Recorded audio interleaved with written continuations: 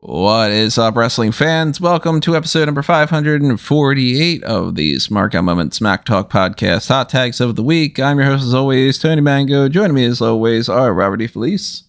Yo. And Callum Wiggins. Hey there. You know how the hot tags work. We're going to break down the stuff that happened this week in pro wrestling that we feel like talking about, some of the news and interesting gossip and hearsay and speculation and objection. Everything that I keep hearing hearsay now, I just think objection.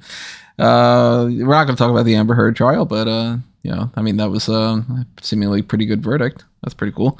But we will talk about an event being rescheduled or possibly canceled. We got some people leaving their companies, somebody else maybe leaving a company, I don't know, somebody else with a name change, and so on and so forth. So as we go along here and we tell you what we think about these topics, we want to know what you have to say. Drop a comment below. And while you are over there on YouTube doing that, typing that up and doing a little tippity tap there on your keyboard, you should also get the clickety clack going with your mouse and click on that join button.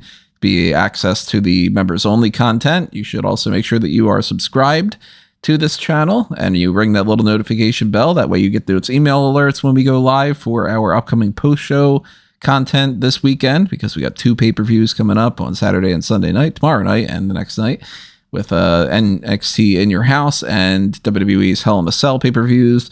And also you should click that little like button, because that helps out quite a bit with the little SEO juice. If you want to help us out on the monetary side of things outside of that join button and that little thanks button that's on there next to the like button, you can also hit up the TeePublic and Redbubble shops, pick up some merchandise. And if you are more interested in Patreon rather than the YouTube membership, then go to patreon.com/SmarkOutMoment and you can see the same exact tiers that you would over on the YouTube stuff. So if you want to be getting the dark casts or you want to take advantage of the Pick a Poison tier and request something, and then there's some options. Alrighty, we got that stuff out of the way. Let's start getting into this. Simone Johnson has picked her ring name.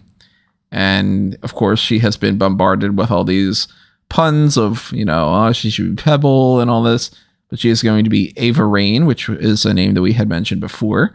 Last week, I think it was, when we were talking about our trademarks that had been put out there. No new trademarks this week, right? I don't think so. Better than the Blood Moon Rising one. I don't know if we covered that last week from AEW, but we'll get there. I think that we might have mentioned that. But Ava Raine being Simone Johnson, I know that Rob, for instance, is kind of more on the positive side of this. I'm a fan of this. Realistically, and we talked about this last time we talked about Simone, she cannot be Simone Johnson. First of all, The Rock wasn't Dwayne Johnson. That's first of all. People were like, how can you not capitalize on the family name? Because Simone Johnson's bland. Let her be Ava Raine. Let her create a new persona for herself. Let her have some individuality. And it'll be fine. It's not like, with the Braun Breaker name change. Breaker is very close to his dad. He can get away with being Rex Steiner. And it's like, yeah, he fits the Steiner mold. She had to do her own thing. I like the name. I'm interested in the character and where they go with this. What do you think about it, Callum? Because I'm not all that fond of it. No, I think it's a stupid decision. She's The Rock's daughter. Give her a name that associates her with The Rock. When I hear that she's going to be given this completely outside name that doesn't associate with any member of her family, my immediate impression is, and I could be dead wrong on this, but it just gives me the initial impression that she's not very good and they're trying to hide the fact that she's related to The Rock. I kind of think the same thing. That if she comes in and she is Simone Maivia, for instance, or, whatever name she wants to go by, maybe she's got like a middle name that she wanted to go by or whatever, then that's going to draw more attention to the fact that she needs to be that high level caliber performer. And even though she's going to get the same reaction to the people that know, people are going to be chanting Rocky or something for her. It's gonna be hard for her. But it's something that why we haven't seen anything from her. We don't know if she's anything decent in the ring. We don't know if she's anything decent on the mic. She could be great And that could be why she is hired, or she could be pretty much hired just because she's The Rock's daughter, and then they're just waiting for her to realize she doesn't want to do this. Then, well, we gave her a shot. The poor kid didn't work out in the business the way that we thought. Ava Raine sounds like anybody else, and unless she has something to her where she's like, okay, I'm really gonna have this character that's gonna catch on. If she's just Ava Raine and another woman who's like, I'm Ava Raine and I'm here to kick ass and you don't know who I am or whatever, the same kind of shit that we've seen from a million other people. Next. No, I don't think that's fair though, because she's trying to get away from you're going to be held to the fire because you're Rock's daughter. And it seems like everybody's just like, why aren't they holding her to the fire because she's Rock's daughter? And it's... Why are you assuming that she's getting away from it? Because my assumption is that they gave her this name because that's what they do with people. I kind of feel like they're going to do the same thing that they did with Breaker, where they're going to say, look, we don't want you to be the other person, but we're going to constantly acknowledge it. So it's going to be the worst of both scenarios. Because Braun Breaker is like, look, they flat out have Rick Steiner on these things, and then they're like, but you can't be Steiner. Why? I think that it's one of those things where I think she chose the name, but I also think it fits their modern philosophy of not, letting anyone use their real name, which is a weird thing to say, especially when you've had so many people who just be themselves. You've got Gable Stevenson's brother being Damon Kemp and stuff like that. But I think that she needs something else to start with. And she's starting in the PC because, she's got that in. But Rock was in Rocky Maivia for a long time. If she's good, the cream will rise and, she'll move on to whatever is next. But I at least like that she's doing something because, to be frank, if you didn't have FCW, you never saw Shaul Guerrero in the ring. You know what I mean? I like that we're getting a chance to see Simone Johnson do something. And it seems like she's into it, so let's see what they give her. I think it's a missed opportunity to not at least name her something Kavana. Play into that. Because it's not the way that it used to be. It's not like somebody can come in and then who is the executioner, I don't know. It could be anybody. Like we're all going to know it's Simone Johnson. So that's where I just go like, I don't want her to be like... If you take the idea that it's her out of the mix and it ends up being Ava Raine is the same character that we could have gotten from Kiana James or Thea Hale or any of these other names, I'm going to do the pose at the front of the entrance ramp where I move my hip to the right and to the left and I look angry and then I fluff my hair. Thing that like 9 out of 10 women in WWE come through and do, and she's just, and I'm Ava Raine, then why the fuck do I care, And I'm jumping the gun on that. She could have a completely different character. So for anybody that's going to be like, oh, you're not giving her a chance. No, I'm already prejudging. I'll admit that. But when 9 out of 10 people come through with the same exact character, yeah, I'm going to prejudge and assume that that's the case because Ava Raine sounds bland to me. That could be a great thing for the addition of the next round that we do of Superstar or Porn Star. It's just a bland name. And I don't know. I mean, either she chose it or they gave it to her. If she chose it, she at least likes the name, but tell that to everybody else that has, a million other names in this business, right? I'm at least willing to give her a shot and see where she goes with it. Well, that's one of our little stories for this week. Let's talk about Wrestling Entertainment Series. That was supposed to happen tomorrow, I think. If I'm remembering correctly. And it has been rescheduled to July 9th, although multiple people like Chelsea Green and I think it's Macklin, I think some other people, Diana, are just like, nope, can't make it. Pretty sure it's canceled. This is a mess. Yeah, so it was an odd decision to try and book an event during the Queen's Jubilee celebrations in the first place. I mean, it is on the weekend of it, and they seemed like they felt that they had a deal set up with the Nottingham Arena. I can't remember the actual name of the arena is, but the arena in Nottingham. And apparently that's not the case, that they can actually have it for the weekend that they've got it promoted for, so they've got to push it back for another month instead. Yeah, it just seems like they completely misunderstood. There was a complete breakdown of communication between the company and the venue, which has left them with egg on their face, and it means that they have to do the show again the following month, but they can't do it with all the matches they promised, so they're going to have to find other matches, or they're going to have to just run with less matches. This is as bad of a fall on your face moment for launching a new promotion as you possibly can get. This is the Shockmaster of wrestling promotion debuts. That's good.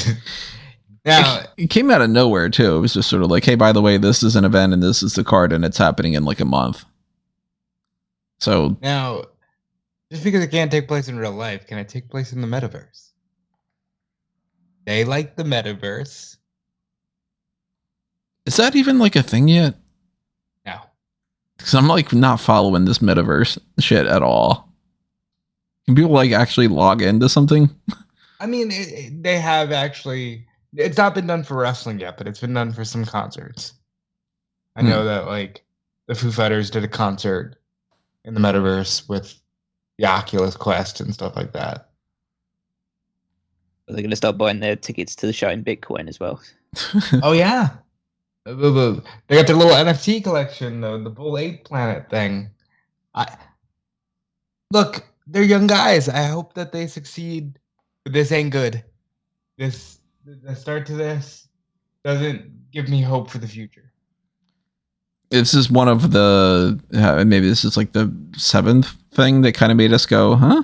About this. Like, I mean, I've said before, I don't like the name Wrestling Entertainment Series. I think it sounds bland as all hell and stupid. And then you got like the little typo of whatever match it was. It was like a singles match, and it was for the women's tag. Yeah, you know, like there's little flubs like that, and then there is that sort of feel of the control your narrative type thing. It's not associated with that, but it does kind of seem like it's sort of in that like, well, we're the rebellion, but we don't really want to be rebellious type thing. And then this happens, and I don't know if this is actually going to be happening at all on July 9th, but if it does, I'm interested to potentially check it out. I just can't imagine spending some like $50 for it or anything. So I guess we'll have to wait to see, and like potentially more announcements to come, but it's not looking good. That's for sure. If about half the people that are on this card are saying, nope, can't do it, who are they going to fill it with? And then how's that going to seem like it's quote unquote the biggest names in pro wrestling that are available? I'm thinking maybe they should have held off a little bit on this one. Let's go through this hot tag list right now. I want to run down some of the boo, this story sucks kind of things. We got people getting bullied online. I know that Paige had gotten some flack for the Amber Heard thing. I got Alexa Bliss had put something up about somebody threatening to off her and her husband, and you know, people stop doing this shit. That was a news story. We got the Jake Atlas situation. He was arrested for domestic abuse and scene involving Duke Hudson, which is awful. And haven't heard much about it from that initial thing. Has there been any other updates since then? Well, there was never. What happened was there was a police report filed. So all the information we have is from an official police report. We haven't heard actual accounts from anyone involved, but it does appear that Jake Atlas was arrested for domestic abuse. The Duke Hudson was involved, and I guess we'll find out more as it comes.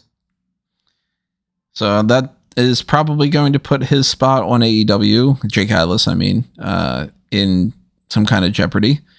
Or just gone. Maybe, because as far as I know, he didn't really necessarily sign one of the normal contracts. He might have been on like a per appearance deal. But between the injury and between this, and it's not looking good for him on that front. Somebody else on the AEW side that has a negative going on is Brian Pillman Jr. His mother passed away, so R.I.P. To Melanie. I know that I read the report from him about, not report, the post from him about saying that like he had been kind of estranged from his mom, but that they were trying to reconnect and everything. So that's always a shame to hear that. All that negativity, not a fan of it. That's why I'm like brushing through this, because it's just like, all right, here's stories, but what do you really say about it? What do you say we move on, actually? Sure. Let's talk about, if we're talking, the idea of Jake Atlas potentially not being on the AEW roster. Let's talk about somebody who is leaving the Impact roster. W. Morrissey. Talk about two people, because... is there another one? Jay White is reportedly finished with Impact as well. I didn't even know he was really a part of it. When that happened?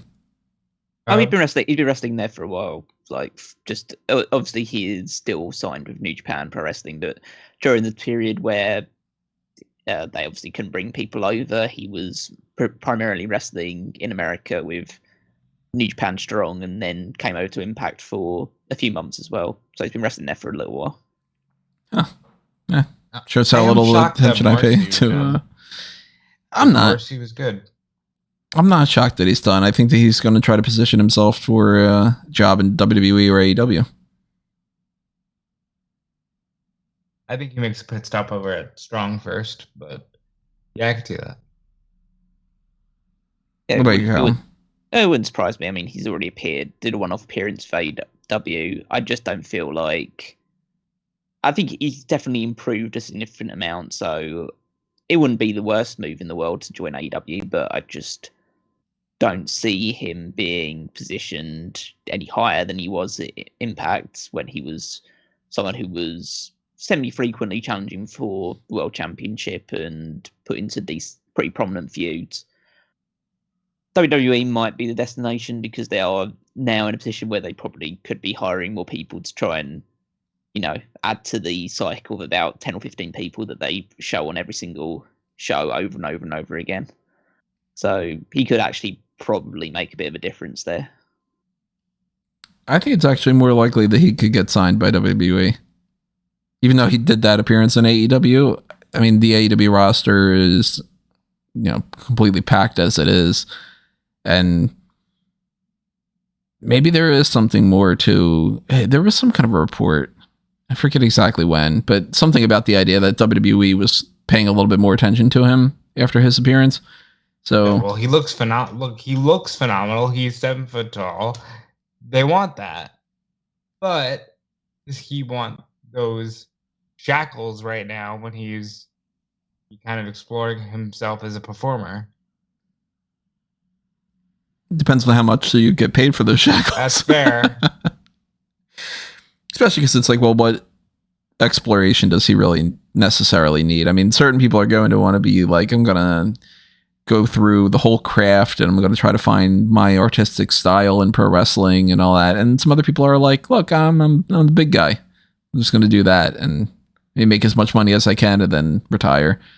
He might be in that regard. He might not be. I don't know. I don't know the guy.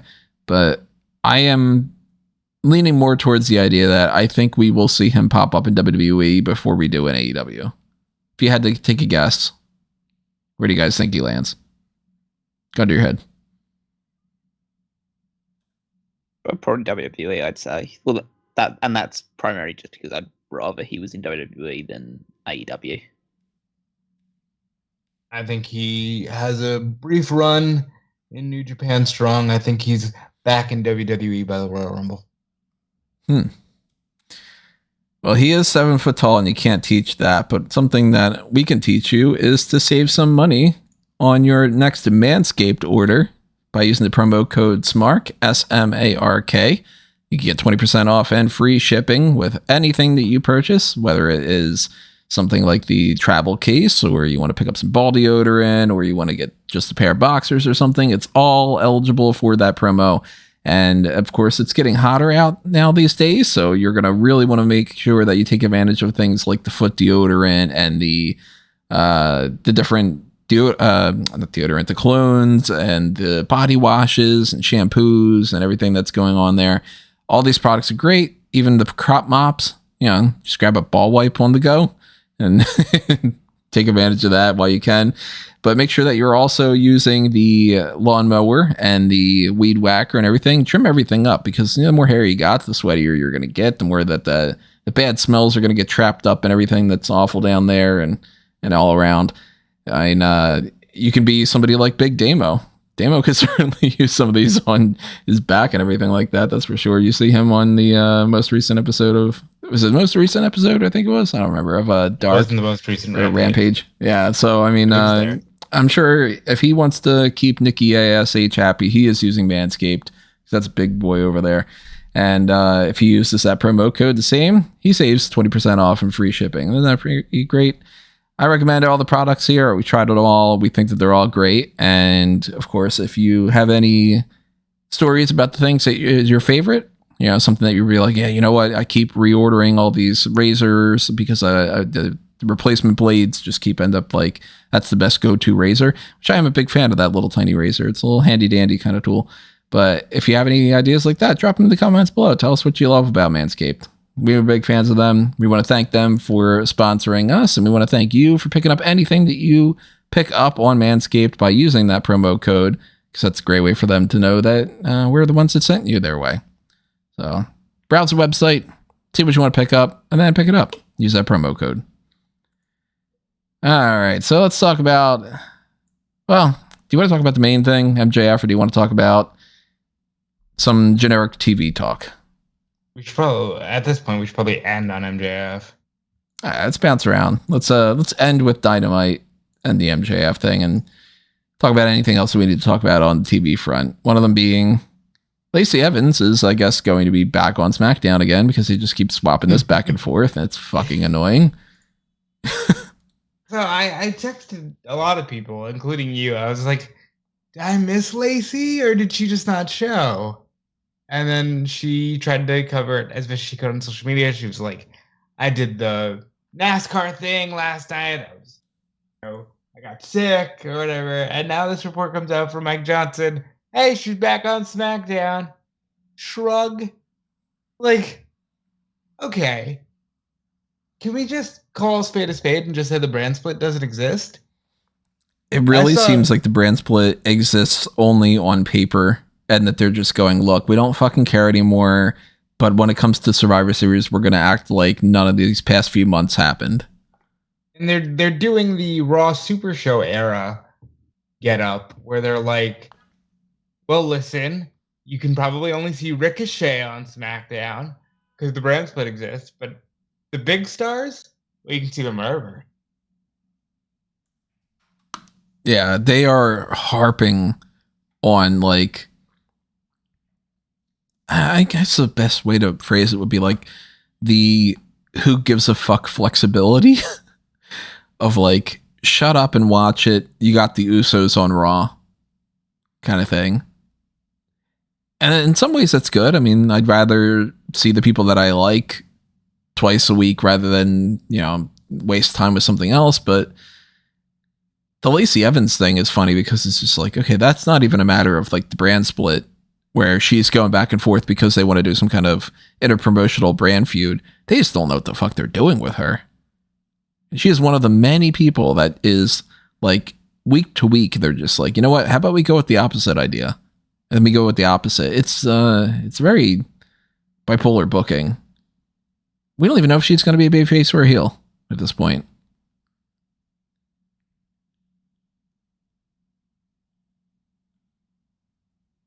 Yeah, I don't really know what to add to this because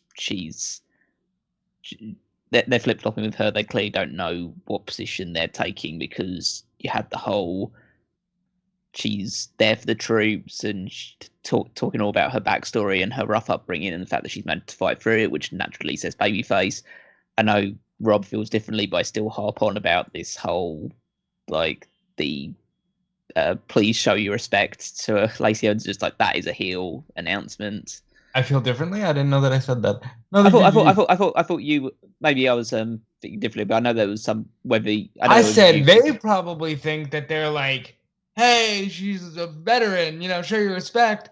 But like, yeah, like that seems like a heel move, and literally everybody was like, heel? She's a heel now? Yeah, and then she comes back on Raw and she's doubling down on the like supporting the troops thing, and that seems to be her only character trait is that she likes the troops.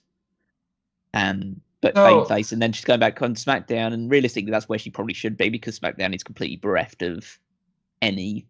Well, they're not bereft of women's talent; they just don't use any of their women's talent, and so she'd be more prominently featured there. Probably she can just beat up Shotzi for a couple of weeks because everyone else seems to be.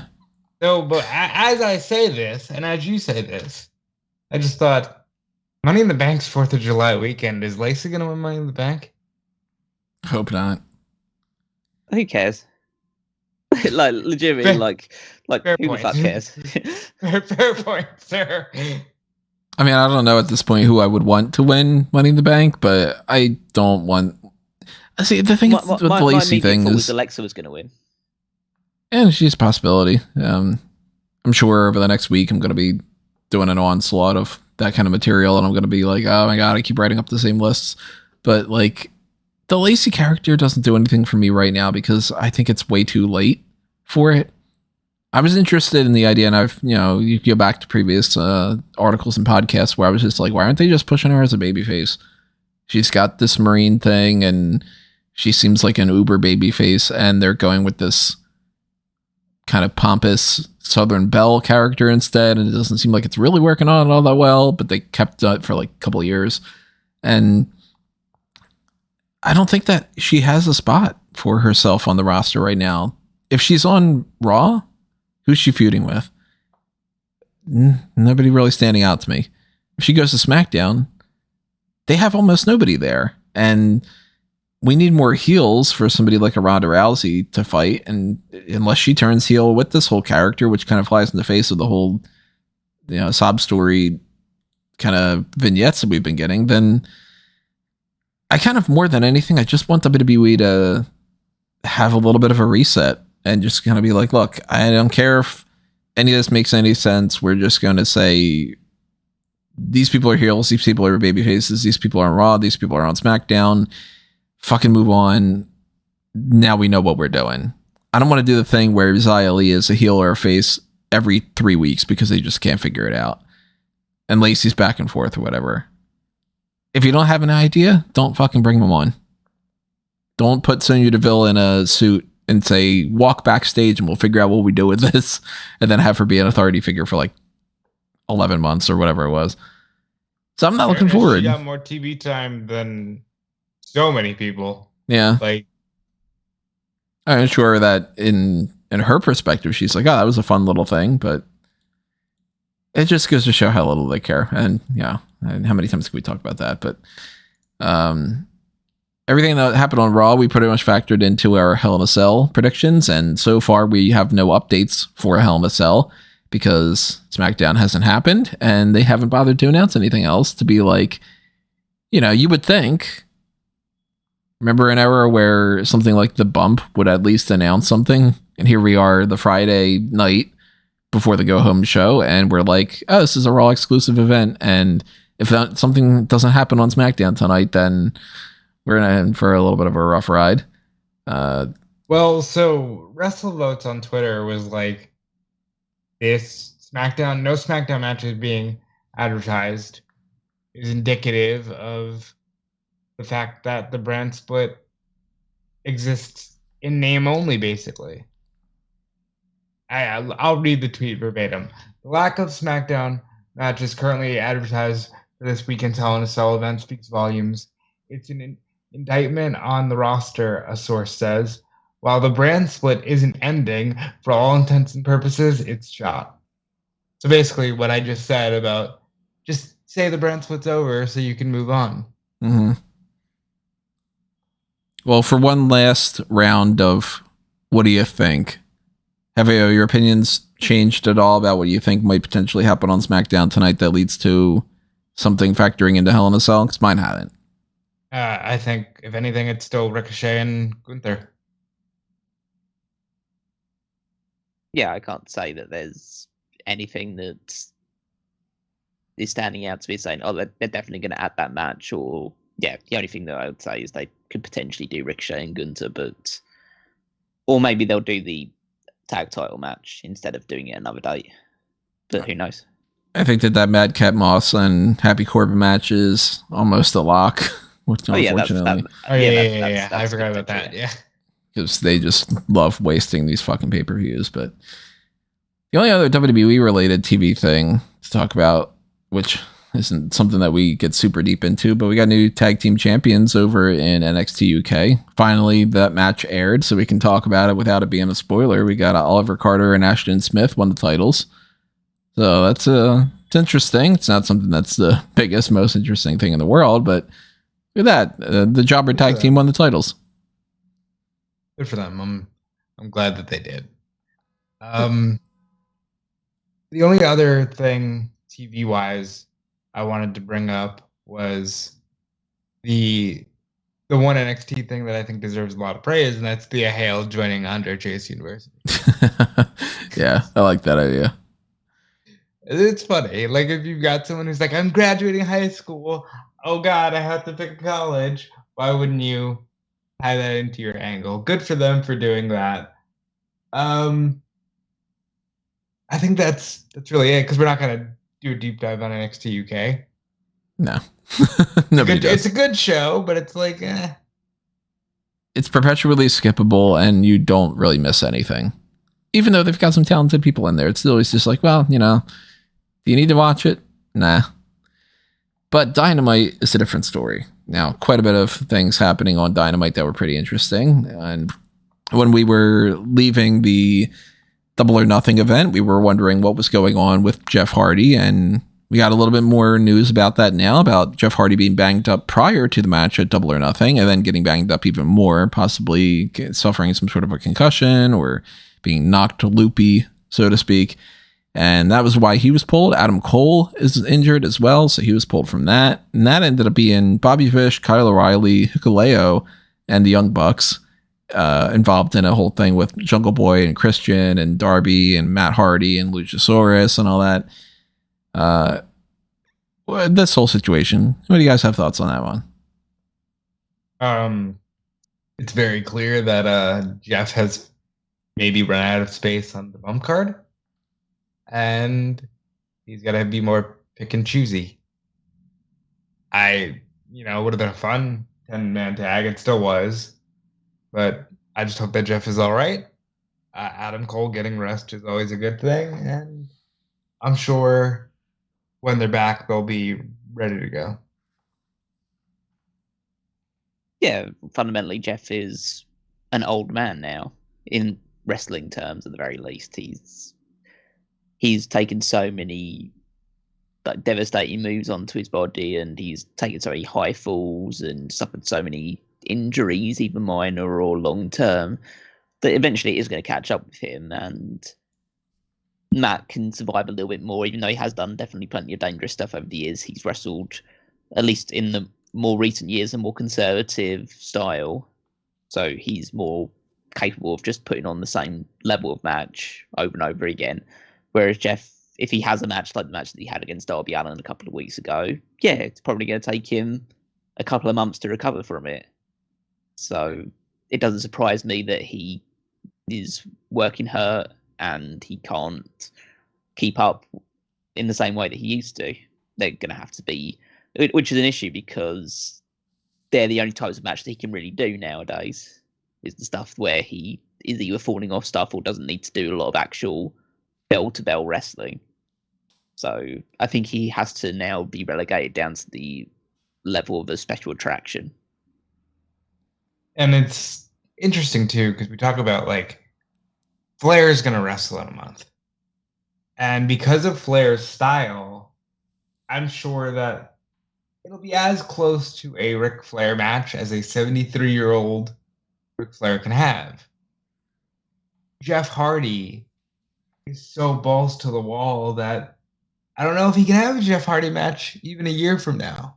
You know what I mean? You hope that he can, but their style is so demanding, and he never slowed it down. Matt eventually got more cerebral and can still be Matt Hardy without jumping off of things, but Jeff never slowed down, and it's just one of those things that it has to be all or nothing, and that sucks. No, it was double or nothing. I hate you. Don't worry, I hate me too. There's a lot of things that I personally don't have a whole lot to say about, but I'll just toss it out there in case, stop me if you want to talk about it. Like Athena being like, hey, I'm calling out Jade Cargill. I'm like, yeah, we saw it coming. I thought that was a great segment. Stokely and Jade look phenomenal together. Jade they continue building this package, and this woman just looks like a freaking star more and more by the week. Athena's on TV, and I'm never going to complain about that because Ember Moon was one of my favorites. And yeah, I thought that was a good segment. I don't have all that much to say about Miro coming back to beat Johnny Elite. We had pretty much tossed out that idea. The floor here. Well, just good that Miro's back. I don't really know what else to add to it. He's back. I hope that he just wins the TNT Championship and just holds it again like he did. That's kind of it, really. He also wants to beat up God. Oh yeah, that's fun. You don't think that he is going to go more for a match against CM Punk? Not yet. I think that might be a route they go down, but I'd rather he was just TNT champion because I just don't think he's going to beat CM Punk for the title. And I'd rather Miro comes back and has an undefeated streak again for a little while. He will eventually wrestle Punk because there's a story there. Yeah. But I'm just glad he's back. Oh yeah, definitely. I think he adds a lot to the roster. His short vignettes are back, and that's all great. So, just looking forward to him to spending a couple of months killing people on Dynamite and Rampage. Rana was in the arena happily watching him, even though, according to the storyline, she won't let him in the house for not being a champion. Poor guy. The opening for this was CM Punk teaming with FTR to beat Max Caster and the Gun Club, and then that led to Hiroshi Tanahashi being the person who comes out from CM Punk's challenge for Forbidden Door, which was not the match that I thought that we were going to get. I was thinking, all right, if it's Punk as champion, then it's probably Kenta as the challenger, and if it's Punk not with the title and Page holds the title, then it's Punk against Kazuchika Okada. And that way you could have Okada beat Punk, and then it, champion retains, and then the other champion retains on the AEW side of things and whatever. Tanahashi was not the person I assumed would be fighting for the championship, and this is the right move. Tanahashi can lose, and he can give Punk a great match. He's on Punk's level in terms of ability and stuff like that, because I think he's hit an age where people, I don't want to say expect too much less, but they don't expect barn burners every single time anymore. And I think that this is the right guy, and Tana can lose. I think it's a smart decision. I don't think that was necessarily a super wrong decision they could have made about who they decided to challenge CM Punk, but Tanahashi is at the legend status where he's still a big name in New Japan, but is not like the top guy anymore. So he could easily lose to Punk in a title match, and it'd still be a really good match and still get a lot of crowd investment, but everyone knows who's going to win that. So, but that's fine. It's not really about who wins and loses in this circumstance. It's about the dream match possibilities that Forbidden Door offers. And it's also good to get this match out of the way pretty early on, because Tanahashi is, I wouldn't say at the tail end of his career, but he's definitely further along that route than he is still a week-to-week superstar for them. So I would say get this match out of the way, because you can do the Okada match later on. There will be other opportunities to have CM Punk versus Okada. With this being the only match that is seemingly confirmed, What are some of the matches that you guys think that we might get? Now, one piece of the puzzle doesn't make the whole thing fall into line, but it does kind of open up. Okay, well, then we know we're not going to get Punk against Okada. So then who fights Okada? Because clearly Okada's not going to be taken off of this card. And how do we factor that in with, does Adam Page end up being involved in like a title shot or something? You guys leaning towards anything? I don't want to see. I know Hangman versus Okada was discussed, and it would be a good match. I want to see Danielson. Period. Bryan Danielson versus Okada. Do the match while you can. We take Bryan for granted, folks. We just do. He was, bleeding buckets on Sunday. We take him for granted. Get the match with Okada. Even though I would be very keen on seeing that match, I don't think we're getting Okada versus Danielson on the show, primarily because, well, as was discussed on this episode of Dynamite, Blood and Guts will be on the Dynamite following this show. Right. So I think that they'll do something BCC related, maybe in a 6-man tag against a trio from New Japan, instead of having Danielson have a big match against Okada, which, if he was to have the match against Okada, he would lose, and then going into Blood and Guts. I don't really necessarily see that happening, because it means that he's got to be building up both Blood and Guts and a match with Okada for the IWGP Championship, which I don't think he would do at the same time. You don't think that they're going to just be like, for instance, like the Punk and Tanahashi thing, just like, okay, that's the match, and we don't really need to have a build? We don't know that they're not going to build the Punk Tanahashi match, because it's like they've just announced it. Now they've got a month to build it. They've got a month to build it.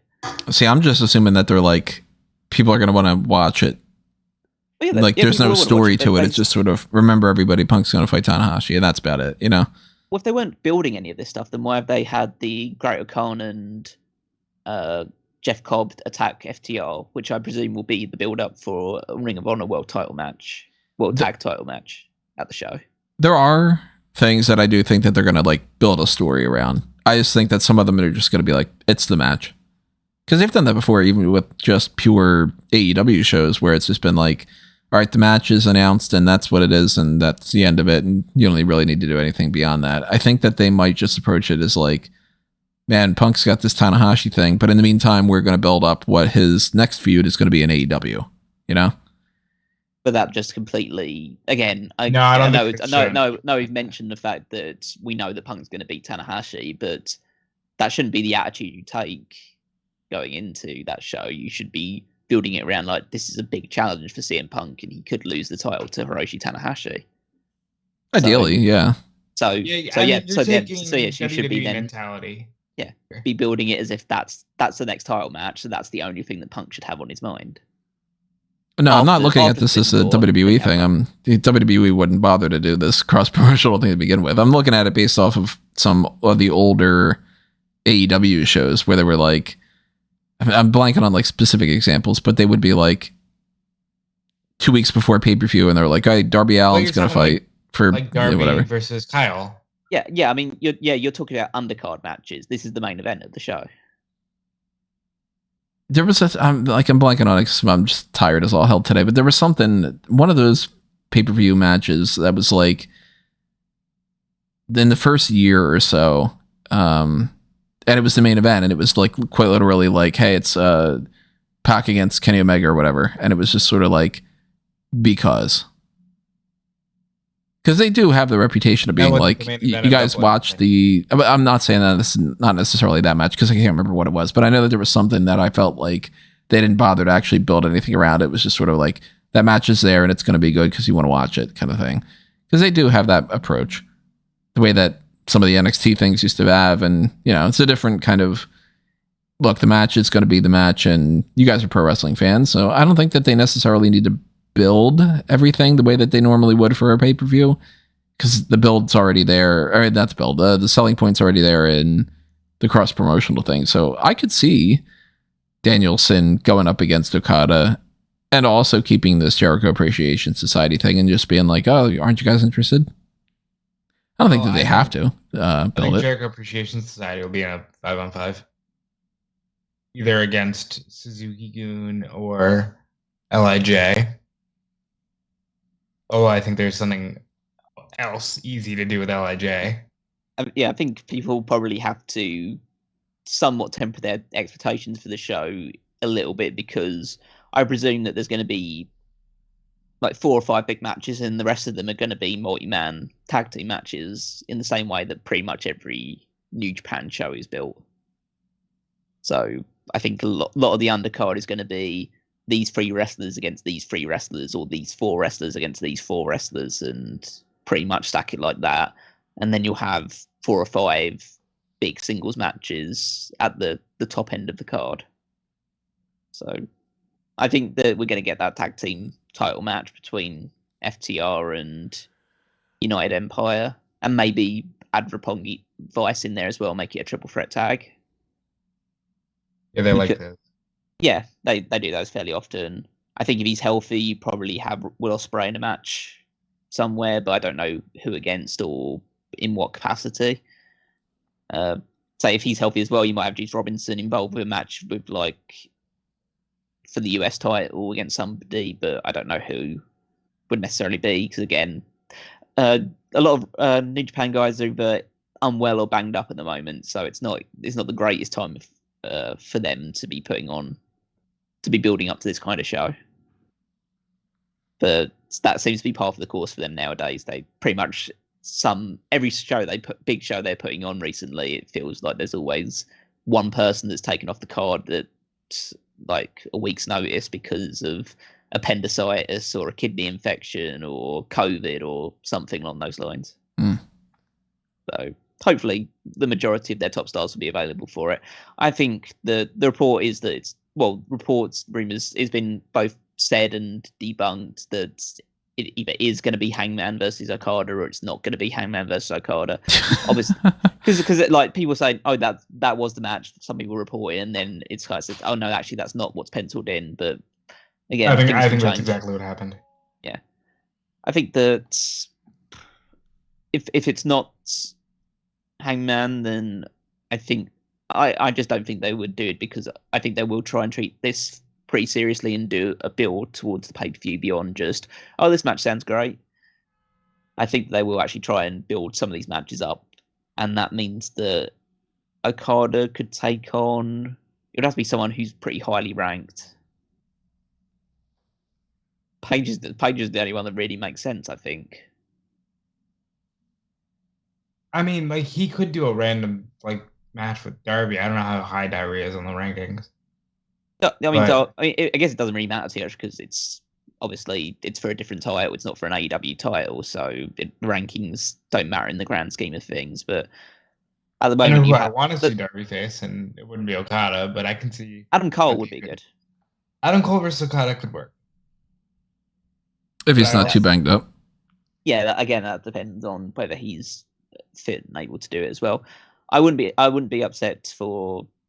Again, I don't want to really mention anybody that's in the blood and guts match, because I feel like they should be kept apart from that.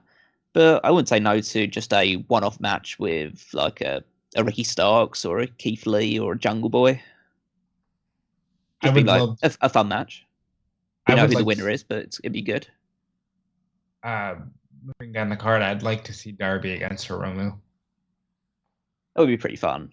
I would like to see them just try to, they have no regard for their bodies. That could be also for the junior championship if they do have Hiromu win it at Dominion.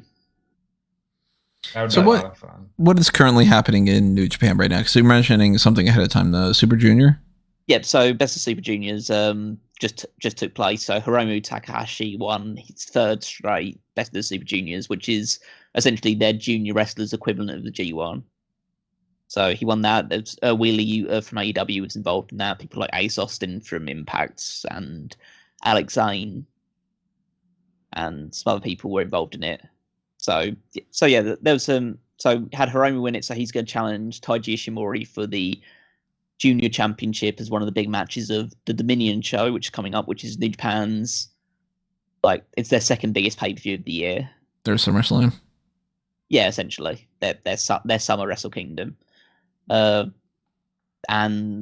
there's some, I'm going to check to see what matches are listed for it, but Hiromu could come out of that as the junior champion, and so that could lead him up to defending that title against someone like Darby Allin or Jungle Boy, someone who fits the junior mold. I'm trying to see. I think Carter is defending the title against Jay White at Dominion. So, again, I assume that Jay White will be involved in something Bullet Club related, so I don't expect him to win the title, but he is fighting for the title. We have, at the moment, we have Tama Tonga, who's the never openweight champion, defending against Carl Anderson. But that depends if Carl Anderson is healthy. I assume he is, because he was taken off the most recent show for COVID, so he should be healthy by the time this show happens on the 12th of June. So it's over a week away, so he should be available for that. We have, funnily enough, which could also add a little bit of weight to the tag title match, we have Jeff Cobb and the Great O'Khan taking on Bad Luck Fale and Chase Owens for the tag titles. So they could be the tag champions, and we could have a winner takes all match instead. I would like that. Yeah, well, I'd like FTR to be the IWGP tag champions as well, but that could be interesting. We have Shingo Takagi putting on the line his King of Pro Wrestling 2022 trophy against Taichi. So the King of Pro Wrestling trophy is something that they just innovated a couple of years ago, and it's more prestigious than the 24/7 title, but it's definitely the lowest ranked of New Japan's championships. Imagine a belt as useless as the 24/7 title, but they put thought into it, so there's at least a gimmick every time the belt is defended, and it's unique to those performers. What's the difference between that and a normal championship? So the difference in this one is that before every single title match, or before every single King Pro Wrestling Trophy match, both wrestlers put forward a stipulation of what they want the match to be, and then it goes to a fan vote of what stipulation is selected. So, as an example, the most recent match that they had for the title, because they fought before for the championship, was the first ever 30 count falls match. So it was the first person to get a grand total throughout the course of the match of 30 counts. So you'd be trying to kick out one constantly to make sure that you don't add on to the count, or trying to kick out before the count can even start. So Shingo won that 30-29.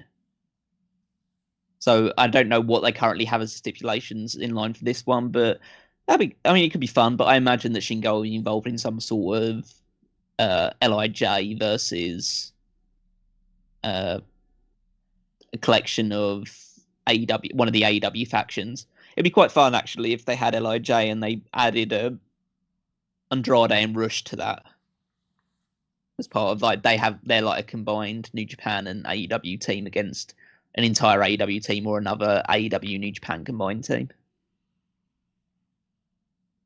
But that's currently what's listed for Dominion. There's probably more that's coming. Well, definitely will be more matches coming up soon, but nothing super. Nothing that I don't think will have like a major impacts on what we see at Forbidden Door. But you do think that the Blood and Guts match will, which, by the way, was interesting. They did the thing, William Regal saying Blood and Guts, because they were just like, hey, look at that, we're games. Before we get that, muddy the waters of it. I just don't think they'd muddy the waters by putting the other people in feuds that would distract them from that match. We got the hair versus hair match is going to be coming up between Ortiz and Jericho. I have no idea who's going to win that. I have no idea who's going to win that match. I really hope Jericho doesn't shave his head. I think he is. I think Jericho's going bald, so it wouldn't surprise me. Yeah, I think that Jericho wants to change his look, because he always wants to change. And I mean, if Ortiz loses this, whatever, doesn't matter. But Jericho Appreciation Society won the previous match, And I think it means more if Jericho is the one that suggested the hair versus hair match and he loses. And then it ends up being like, okay, now I'm even more pissed than if it's Ortiz, because Ortiz was like, I don't fucking care. So I mean, it'd be quite funny if I think I saw this tweet on there, so I can't remember who said it, but someone put it out there, and I quite liked it. Would Jericho loses the hair versus hair match, but then comes out every single week, or comes out next week with a wig of like just of his own hair, and says that he grew it back because he's a wizard. Yeah, like they could play around with that more, or he could just wear different wigs and have like green hair one time and purple hair another night, and I think that would be the way more fun scenario than Ortiz is just bald now. Then again, a lot of times, and not that AEW has a history of doing this, but a lot of times hair versus hair matches are like, oh no, now you give him a buzz cut, and it's like, okay, they look fine. Hate when that happens. I'm hoping that it's full on bald, whoever loses. I don't see them actually shaving all of that hair in one segment. But maybe it does end up with him being bald. Well, I think it'll be a case of like he'll end up being bald, but I don't think he's going to stay bald. But by the time Blood and Guts happens, he'll probably have grown his hair out to be a little short. Rather than, I don't think he's going to be Kurt Angle for the rest of his career. Is basically what I'm saying. You just get that visual of him being bald on that show, and then him coming out trying to protect the fact that he's got very little hair now. Mm-hmm. Yeah, this is not going to be a permanent thing. Unless it is Ortiz, and Ortiz is just like, yeah, I want to go bald or something. I don't know. But I highly doubt that. I think it's Jericho. And Blood and Guts, that should be cool. What else happened on this before we talk about the MJF thing? I guess nothing else, really. I mean, like, Wardlow beat JD Drake, and he's got a lawsuit thing, but that's just a little, that let's was continue funny. that. That's funny. Baker and Hater lost. Nothing crazy. Any thoughts on Thunder Rosa not appearing? I know that there's disputing reports as to whether or not she was feeling sick, so they didn't have her on, and maybe she's just disappointed overall with her lack of television time. I don't think that those things are mutually exclusive, personally. But any thoughts on Thunder Rosa? To be honest, I didn't even really notice that she wasn't on here. That's a problem, Tony. Yeah. Like, when I watched the episode, I forgot that she was a part of that, yeah.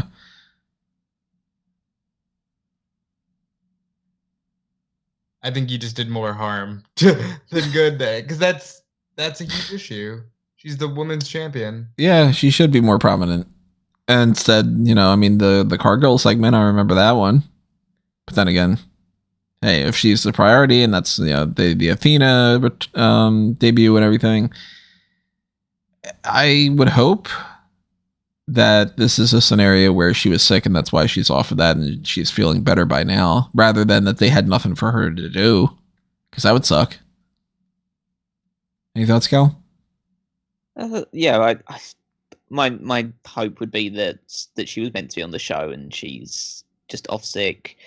I think people also get hold of the fact that maybe she would have been appearing on Rampage rather than, because that is a show that happens as well. Mm-hmm. That is true, and it's tonight, so we'll find out. Yeah, but yeah, it would be good to see some kind of more direction and more storytelling regarding that championship beyond just, oh, this person's high up in the rankings, so let's have a match.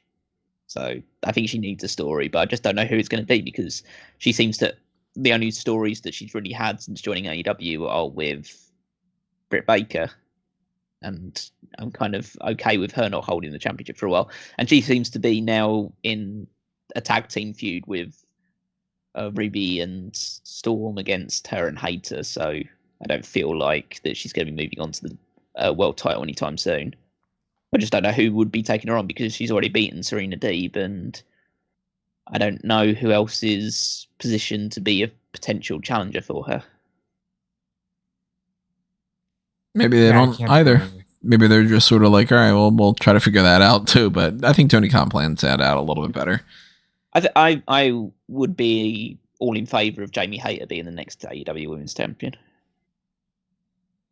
I think that you can tell a really good story about jealousy forming between her and Britt if Jamie gets some big wins over like Soho and Storm in the build up to a match with Thunder Rosa, wins the title, and then Britt's kind of unsure about being now playing kind of second fiddle to the champion. So let's talk about the big one and end things off here. MJF comes out, cuts a promo. He's talking about all the buzz about his potential issues with MJF, with Tony Khan and his contract stuff, and he is saying, "I want you to fire me." He calls him a fucking mark. Of course, it gets bleeped. Microphone gets shut off. Since then, he has been removed from the AEW website. I think that his merch has been removed, if I remember correctly, and that he's been unfollowed on social media. And there's, of course, multiple people going in multiple directions. Clearly, this is a work. What are you talking about? It's a shoot. They worked a shoot. It's to bring back the Hulk Hogan thing, you know. There are many different ways to approach this. Where do you guys stand on the promo itself? Because I think shoot or work can kind of change the level of it, but I enjoyed the hell out of the segment. So if it's complete 100% work, I thought it was great. If it was a shoot, I think he could do even better. But I think that it was still a fantastic promo.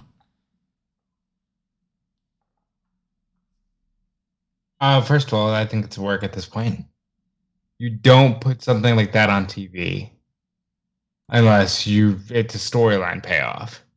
You don't go out there and go, "Fire me, you fucking mark," without it being, okay, we worked through this. Because if it's real, then it gets cut off well beforehand. But I think that it was a great segment. It's all anybody wants to talk about. And I think they're going to do everything that CM Punk could have been in 2011. I think they're going to drag this out for as long as possible and make it special next time he's on TV. I think that the segment itself was incredibly entertaining, and it was a fantastic promo cut by MJF. I'm reserving judgment on whether I think it's a good thing or not. Well, let me ask you this, because there is something that I'm concerned about, and that's I don't want Tony to be a character on TV. Oh, it's beyond that aspect of it. I think this promo did too much to make MJF a babyface, which is, I don't think was their intention, because they had him attacking the fans, pretty constantly during the promo. So I think they want to position him as the heel, but they're telling the story, which is a thing that a lot of AEW fans do call him out on, which is that he's not paid as much as the guys they signed from WWE, which makes AEW and the guys running the company look bad, which means the company's the heel, which you shouldn't be doing with a babyface company like AEW, which is supposed to be the quote-unquote good guys or the right guys against WWE and the way they've been doing it all this time. I feel like even though these segments in a bubble are really cool and they add a lot of intrigue and play off real life events and it gets everyone super excited, I can't actually think of a time where someone's done this kind of angle when it's actually benefited the company in the long term. Like, I guess the one example would be the Montreal Screwjob, but the only reason that worked is because the guy actually left the company and so couldn't be involved in it anymore. And that helped spawn Vince McMahon as a character. I don't think Tony definitely does not have the charisma to be a Vince McMahon character. But you look at the Punk thing didn't work. Again, they didn't handle it well at all, and so maybe they'll handle this one differently. Almost certainly they will do, but you look at the shoot style things that were done in WCW all the time and they were treated as a joke and they rendered the company pretty much inert by the time 2000, 2001 came along. They did loads of shoot style things in ECW. That company died. Did a lot of shoot style stuff in TNA. That company basically died. It's a fine line. It's a fine line because I feel like in the position that AEW are in, only 3 years in, this could be something that really is a powerful thing for the company, or it could set them back a couple of years if it's not handled as well as they think that they're going to handle it. I'm basically in the same. I'm in the same boat as like if it's handled poorly, then this could be a huge momentum shift in the opposite direction of like, all right, well, that was the most interesting angle that you could have done, and it botched. So now what do I care about? But then again, it could also just be like, we could be looking at this in the future as like, okay, this was the start of, holy shit, MJF even leveled up more.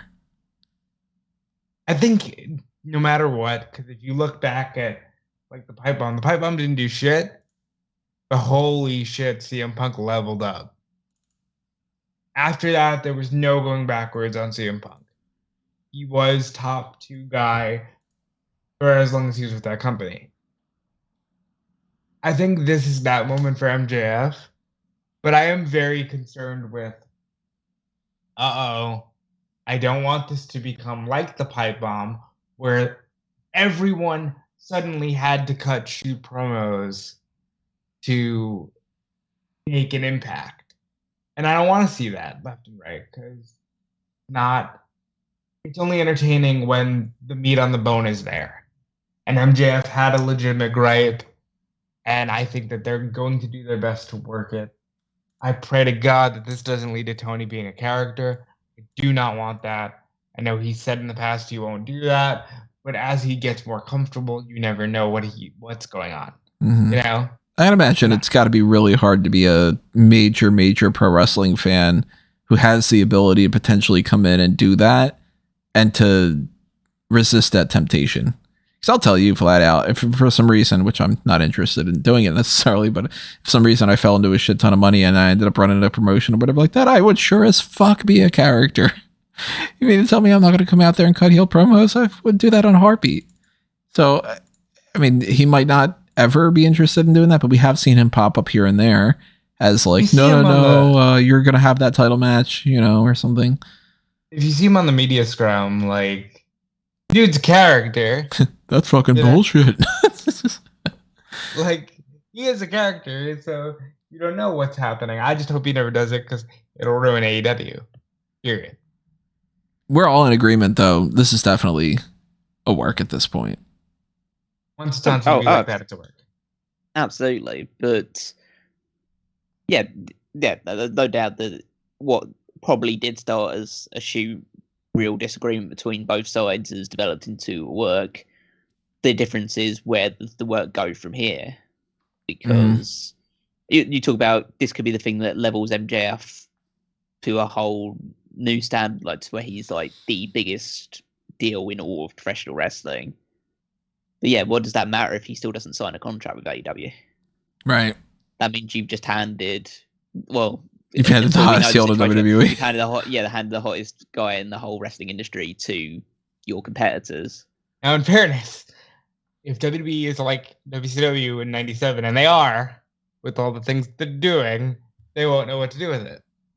Yeah, that is true. They didn't do super well with Bret Hart when they were given that. But realistically, the person that benefited the most from the Montreal Screwjob was Vince McMahon.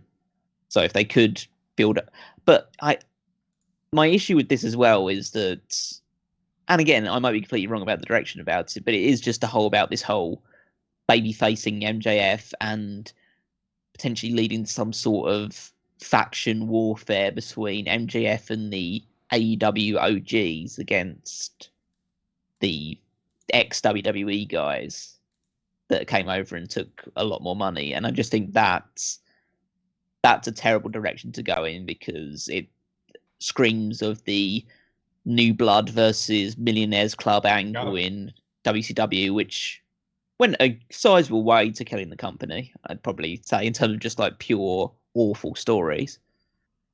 So I'd hope that that's not the case. They need to tread a fine line of keeping MJF on the heel side and making him seem like a complete and total. But they had to know that was coming. I know that people will get that reaction, but I don't want to be seeing it like, and I hope it's not the case. I doubt it will be, but I think there is a possibility that we start now seeing people booing the likes of CM Punk or Bryan Danielson or other people coming to the ring just because they're ex-WWE guys. And if that happens, then they have to almost shift course with everything they're doing because of this one promo. Well, but we saw that even though technically Ruby is ex-WWE and so is Tony, we did kind of see that when Ruby beat Tony, people were not happy. I think there's this feeling that they are giving too much to certain people. I do think you'll see that eventually. I don't think you see it, though, until Punk starts beating guys like MJ, like Jungle Boy, or real AEW pillars. But I don't want to see that. It's a really dumb story for them to try and do, because it just won't work, and it just makes the company look bad, because they're building a story about, oh yeah, we signed all these people and that was super exciting, and everyone got super excited about the signings we made, but now we should feel bad because that means that we've treated all our OGs terribly. I mean, for God's sake, that it's happened multiple times in wrestling history where it is the Millionaire Club versus the New Blood, or whether it's the Main Event Mafia versus the TNA Originals or the TNA Frontline or whatever they called themselves. These are shit storylines. They do not work. Do not go down this route based on the reaction to this. You need to just stay the course of MJF trying to disrupt the show and disrupt it against everybody. Not just ex-WWE guys or Tony Khan or anybody. He needs to be we need to make sure that he is the bad guy in this situation. He can't turn babyface out of this. Unless there is an unless here. Unless CM Punk is the shitty heel and MJF can win the title from a shitty heel CM Punk in New York City. Ultimately, the thing that I find the most interesting as far as possible scenarios would be he leaves and go to WWE. Like, that is the tease of the whole thing. So anything that falls short of that is lesser. Yep. Well, the whole story should be leaning on the fact that, the whole CM Punk story, that the direction they should have gone in is that CM Punk wins the title, leaves the company, and then spends some time working in Ring of Honor or other places with the WWE Championship. They try and pretend he doesn't exist for a while, and then he comes back, and then you're off to the races. The issue with AEW is that AEW has a working relationship with pretty much every other wrestling company outside of WWE. Mm-hmm. So it'll just seem like it's like, oh, well, okay, it's a work. Yeah, at least it's friendly with them. And also the main thing that they've also spoken about is the fact that MJF wants to leave, and it's fairly public knowledge that it's all about his contract. And so the only company that will be able to offer him more money than AEW is WWE. So the only way this really works is if MJF gets released and joins WWE, and then their plan is on a gentleman's agreement, maybe similar to the Brian Pillman thing, which is Brian Pillman gets legitimately released by WCW and then signs with, he initially signed with ECW and then signs with WWF.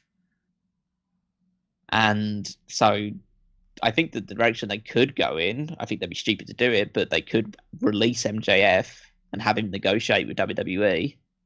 But then obviously you run the risk that he joins WWE.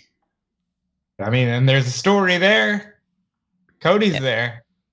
That's ultimately where I would love this to go, because if Cody Rhodes is brought in as the surprise person from Vince McMahon, I'd love to see a scenario where Cody's champion, and then it's like, hey, look at that, I'm going to bring in another surprise, and it's MJF, and he can just come in and immediately Cody wins the belt, and he's on cloud 9, and MJF just beats him for the fucking belt. Yeah, that'd be like the first day that MJF is in WWE, he beats him for the belt or something. Like that would be fantastic. I'd love that. I'm not interested in a scenario where MJF is like he's just like fucking off in AEW for a little while, and he comes back and somebody like CM Punk's like, hey, you haven't been around in a while and I am defending the company against you and whatever. That's it's kind of bland, you know? Yeah, I think that. Yeah, the more interesting would be that he leaves and goes to WWE. The big issue with that is that he's now in WWE. Yeah, that's true. But I guess there is now this whole rhetoric going around, which I do tend to believe, which is now that the Cody experiment has worked. They used Cody as they've treated him well, they've booked him correctly, they've treated him like a star, they're paying him really well, and it's starting to turn the eyeballs of some AEW talent.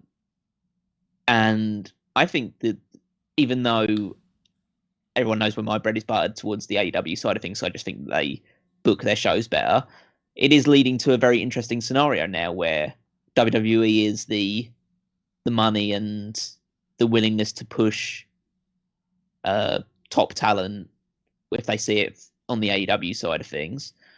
And then AEW is the place where he can give guys from WWE who feel like they are underappreciated or undervalued a space to work and an opportunity to build themselves up again. And maybe start this whole cycle of talent between the guys that have been pushed down to the bottom by WWE for the new AEW guys that are coming over to WWE and like taking the top stars spots like Cody did. And then the guys that are falling through the trapdoor of WWE into AEW and then building themselves up because of the better booking that AEW offers and the creative freedom that AEW offers. We could be entering an actual fun part of a wrestling war, which is the talent swapping from one side to the other pretty constantly. And that would be good for everybody, I think, if both sides had talent going cross, because it freshens things up a little bit more. I mean, not necessarily if it eventually gets to the point where basically everyone from AEW leaves to WWE and then everyone from WWE leaves to AEW, because then you're basically in the same situation. Right, yeah. But I feel like even though I'm not fond of WWE style of booking, and so don't really want to see many people leaving for AEW, leaving AEW for WWE, I think that at least it would make the whole wrestling landscape a lot more interesting if there was this more fluid switching between both sides as opposed to pretty much one-way traffic for the most part for the last few years. In any fashion, whether he stays or leaves, I really liked the promo. Work or shoot, you know, where this leads, blah, blah, blah, all the other elements that you can start to talk about. I thought that this was the best segment of the night. So that was fun. I'm cool for that. Any other thoughts you guys have for the MJF thing before we round this out? It's fun wrestling to watch is always good. Good things are good. Like, yeah, it's like, at least this is exciting. Yeah, it was a great segment on a wrestling show, and now we just have to see where it goes next, because they've started off something that they're going to need to follow through on, so I'm interested to see what direction it takes. Well, we will, of course, talk about that when we know more information about that, one way or another. We'll address that in future hot tags or future main events. I don't know, maybe we can spin that into some sort of main topic. But at least this is the round of the hot tags. We've got 2 main events coming up this weekend. Tomorrow and the next day are going to be 2 pay-per-views. So we got the NXT In Your House post-show or watch-along. Still haven't decided yet. Not going to probably decide until we get closer to the actual start of the show. Sorry about that. It's just going to depend on my energy level versus the interest level and whether or not we're like, okay, well, you know, let's just knock it out afterward, or we'll just go ahead and watch it during it. But you will find out about that on the Mega Maniacs, and I will post about that on Facebook and Twitter, so follow Smark Out Moment there. Well, before we wrap up, I do want to just give people a heads up on what's scheduled for SmackDown. They have announced that the tag team titles will be on the line as Riddle and Shinsuke get their shot. Fuck you. They're doing that on SmackDown again. And wouldn't you know it, Tony, a 6-pack challenge to determine Ronda Rousey's next challenger for the SmackDown Women's Championship. It's for Hell in a Cell, or? They just said next challenger. They don't specifically say Hell in a Cell. So it's Raquel, Natalya, Shayna, Aaliyah, Shotzi, and Xylee.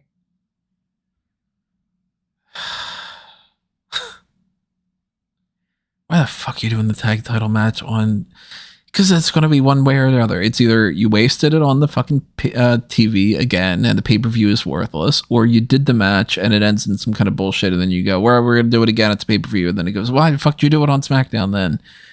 I'm so sick of this. No wonder I've got that, like, zero energy day where I'm just like, I don't want to talk about wrestling. I don't want to write about wrestling. I don't want to whatever. Shouldn't get burned out from the things that you're supposed to love, right? Anyway. We will have updates on Hell in a Cell on the website for whatever they change. I will, of course, be updating the page that you can find that. I will have updates during the pay-per-view itself. And you can follow and find everything all on smarkmoment.com. I would love to do more about Fanboys Anonymous, to take a break from pro wrestling. So show some love over to fanboysanonymous.com. And, you know, the more support that is over on that brand, the more that I can dedicate time to that. So save me, please. And follow that set of accounts and subscribe to that YouTube channel and whatnot. And follow me at Tony Mango and follow these guys as well. Rob? Yeah, you can follow me everywhere at Dude Felice, including on Twitch. Hey, Sammy Guevara and Tay Conti just got engaged. That just happened. Already? Jesus. You can follow me on Twitch, Twitter, Instagram at Dude Felice. Hey, if Tony doesn't want to do a watch along, maybe I do a watch along. I'm in your house. I don't know. It'll keep me entertained and watching. So there you go. Watching along. Yeah, you can follow me there and check out what Callum's got going on. Follow me on Twitter at Wigmeister14. Check out all the stuff that's going out on the smarkmoment.com website. Of course, the Power Rankings is my week-to-week contribution, but you should be checking out all the other great articles and predictions and other posts going out on there as well. And also following the Fantasy League at wwefantasyleague.com. Check out where the standings are right now. I'll be filling in this week's point totals following SmackDown. So probably on Saturday at some point. So on Saturday, you'll see the updated standings and see how far ahead Tony's probably still is. At least for the time being. Am I currently quite a bit ahead? Yeah, quite considerably. Really? Do you have the numbers offhand? You've broken the 200 mark while me and Rob are still on the 160, 150 mark. Nice. Let's keep that going. Well, that's it for this edition of the Hot Tags, everybody. Thank you for listening. Thank you for your support. And thank you in advance for tuning in over the next couple episodes for this pay-per-view block that we got coming up. Next week, we've got for the main event, a blank week. So we will try to figure that out. I know that we had thought about before maybe doing that Mount Rushmore thing or, I guess maybe something might happen out of Hell in a Cell or NXT in your house that might get us talking. Whatever it is, we will keep you posted about that. So just stay tuned and we will see you next time, everybody. But for now, this has been another Smark Out moment and we are being counted out.